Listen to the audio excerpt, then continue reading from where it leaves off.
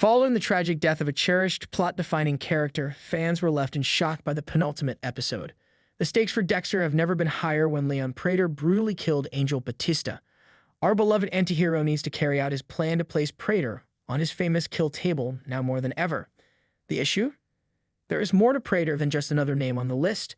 Knowing Dexter's most deadly secret, that he is the Bay Harbor Butcher, is a dangerous, insane billionaire.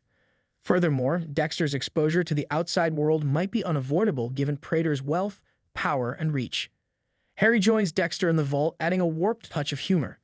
Harry jokes about Prater's enforcer Charlie, who is identified in the paperwork as Charlotte Brown, but Dexter is obviously horrified by the revelation. He laughs, no wonder she's always so pissed off, in typical Harry flair. The conclusion of Dexter Resurrection isn't very complicated, but it does celebrate Dexter getting away with it, again, in a way that is gratifyingly consistent with the film's theme. Anyone anticipating any significant surprises from Dexter Resurrection's conclusion is probably going to be a little let down by And Justice for All. However, it's difficult to argue that Episode 10 doesn't live up to the hype given its title. Clever turns, such as the disclosure of the Gemini twins and the deaths of famous, fan-favorite characters have already occurred. In classic Dexter fashion, this finale is all about Dexter getting away with it and telling his devoted admirers that he has no immediate plans to change. If you were inclined, you could even contend that this isn't a really strong conclusion. It is primarily limited to 2 rooms, contains few surprises, and omits some character endings and subplots in favor of a more tidy denouement than it necessarily merits. However, since it feels so natural for Dexter, I can't bring myself to criticize it for any of this. In particular, the ending shows him concluding he's fine with who he is, since entire spin-off has been about him discovering who he is. I am too. Dexter is still imprisoned inside Prater's vault with Batista's body when the action starts. Prater is giddy with the thrill of his first kill and hardly notices, but Charlie isn't exactly delighted that her employer has slain a cop in his penthouse, while all of New York's best sip champagne at the gala downstairs. With Charlie maintaining watch for good measure, he has the brilliant notion to just leave Dexter there for 3 days till he passes away from dehydration. Although it's not a perfect strategy, people who are so wealthy are accustomed to having their opinions accepted. Dexter takes Batista's phone to call Harrison while Prater pushes skin below. Harrison is occupied with muffing Jiggy's inner thighs, but he eventually answers. Hey, what happened to Elsa? Dexter requires assistance. Conveniently, Harrison is in a unique position to supply it, so he phones Lance to inquire about the status of the gala catering project. It is, of course. The catering company doesn't seem to mind Harrison wearing an AirPod in one ear and his phone hanging out of his jacket pocket so he can live-stream his progress to Dexter, even though he is responsible for serving the state's most influential citizens.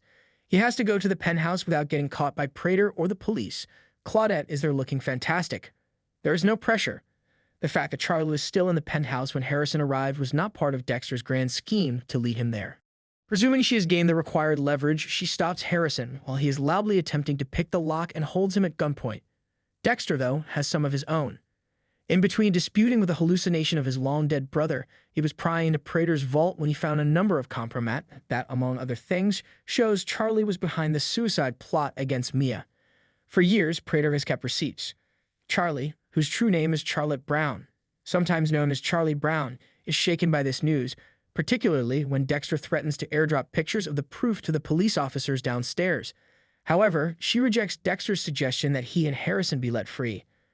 Rather, she promises to release Harrison, primarily as a token of appreciation to Dexter for sparing her mother, but she insists on leaving Dexter to perish in the vault.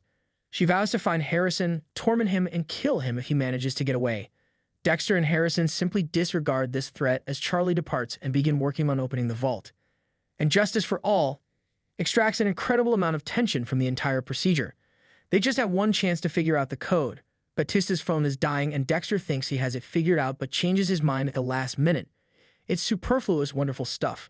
Father and son are reunited after it is discovered that the code is the prisoner number of the man who murdered Prater's parents. Dexter sends Harrison out the way he came because he has to go back into the vault to get Red Schmidt's fingerprint, which he unintentionally left behind, or else he will be stuck in the penthouse.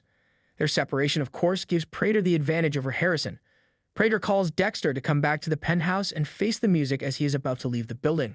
They are able to subdue Prater before he punctures Harrison's head, and Harrison is finally able to leave while Dexter stays behind to give Prater the full Bay Harbor Butcher treatment. This is all thanks to the protection that Dexter provided Harrison in an earlier episode. Fortunately, he was still carrying it despite changing clothes several times since. This scene, which is a part of his entire coming to terms with himself arc, shows Dexter acting appropriately and enjoyably nuts. Peter Dinklage does a great job at selling it. Dexter would prefer not to recall, so Prater isn't even granted the luxury of a blood slide. Dexter uses Prater's severed thumb to slip away after he has dismembered him and cleaned up any proof of his presence. He then purposefully enters the incorrect vault code to activate the alarm and call the police.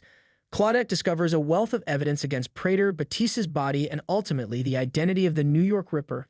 It turns out Dexter was right about the murder weapon based on that impromptu spatter analysis in a previous episode. Her spontaneous performance of the staying alive dance is one of those completely unnecessary inclusions that I'm so glad was there. This is essentially all that Dexter, Resurrection's conclusion has to offer, and it's sufficient. With some stolen folders of serial killers to target and a few sackfuls of his body parts, Dexter rides off into the sunset. Figuratively speaking, it's still nighttime on Prater's opulent yacht. He is content with his circumstances, Harrison blessing in his family and his desires. Being Dexter Morgan makes him happy. Why not?